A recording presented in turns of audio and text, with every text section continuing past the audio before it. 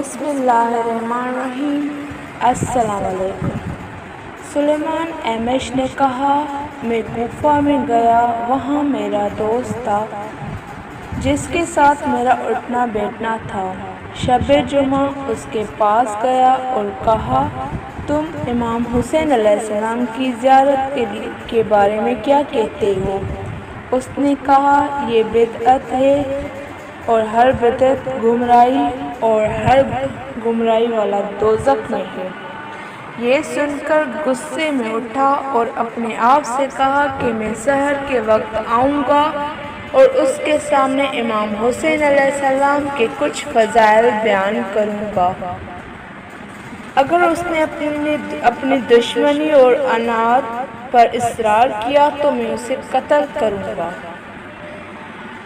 جب میں سحر کے وقت اس کے گھر گیا، دوکل باب کیا اور اس کا نام لے کر آواز دی تو اس کی بیوی نے کہا، وہ حسین علیہ السلام کی زیارت کے لیے گیا ہوا ہے۔ سلیمان نے کہا کہ میں بھی امام حسین علیہ السلام کی زیارت کے لیے روانہ ہو گیا۔ جب میں امام علیہ السلام کے روضہ اقدس میں داخل ہوا تو دیکھا کہ وہ سجدے میں گرا ہوا اور بخشش کی دعا کر رہا ہے۔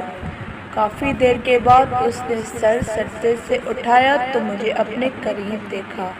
میں نے کہا، اے شیخ، تو کل کہہ رہا تھا زیارت امام حسین بدعت ہے اور آج خود زیارت کر رہا ہے۔ اس نے کہا، اے سلیمان، مجھے ملامت کرو کیونکہ میں اہل بیت کا کاہل نہیں تھا، یہاں تک کہ میں نے گزشتہ رات ایک خواب دیکھا جس نے مجھے ہلا کر رکھ دیا۔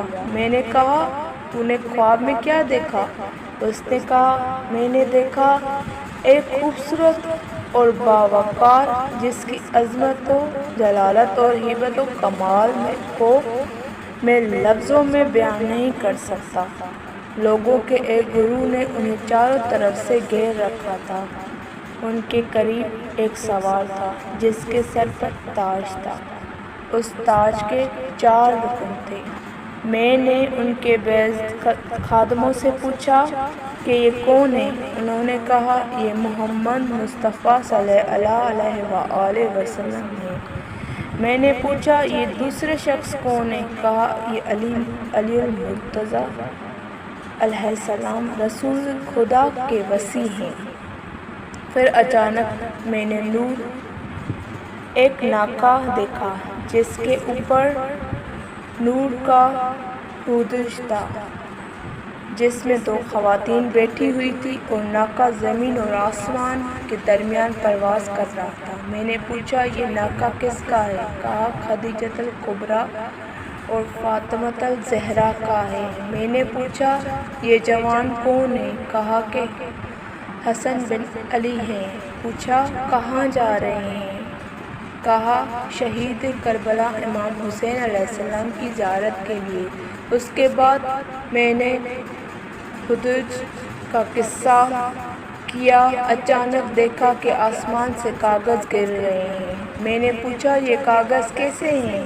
جواب ملا، یہ شب جمعہ میں امام حسین علیہ السلام کی زیارت کرنے والے کے لیے دوزخ سے بچنے کا امان نامہ ہے۔ بس میں نے وہ امان نامہ مانگا تو مجھے جواب ملا، تو کہتا ہے کہ زیارت بدعت ہے، یہ تمہیں تب تک نہیں ملے گا جب تک تم امام حسین علیہ السلام کی زیارت نہیں کر لیتے اور ان کے فضل و شرف پر عقیدہ نہیں رکھتے۔ یہ خواب دیکھ کر میں بیدار ہوا اور اسی وقت اپنے امام مولا حسین علیہ السلام زیارت کے لیے چل پڑا۔ خدا سے توبہ استغفار کی ہے۔ خدا کی قسم، اے سلیمان، میں قبر حسین علیہ السلام سے الگ نہیں ہوں گا یہاں تک کہ میری روح میرے جسم سے پرواز کر جائے۔ بس اے علی کے دوستارو، شب جمعہ میں قبر امام حسین علیہ السلام کی زیارت کو ترک نہ کرو تاکہ آپ کو بھی امان نامہ مل جائے۔ امام صادق علیہ السلام نے فرمایا، فاطمہ الزہرا سلام اللہ علیہ کربلا میں حاضر ہوتی ہیں اور حسین کے زواروں کے لیے بخشش طلب کرتی ہیں۔ والسلام۔